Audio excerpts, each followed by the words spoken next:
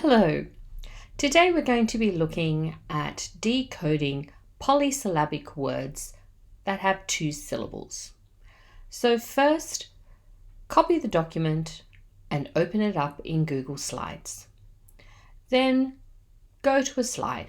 In this instance, I've chosen slide 1. Then put your cursor anywhere on the page and press your mouse. Then you can have your student decode the word.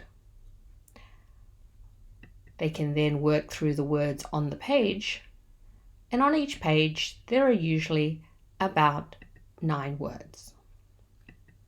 As you'll see in this slide 1, we've got a red slash to indicate the different syllables, and then following 7 of these slides, we then have another 6 slides that deal with the words without the red slash.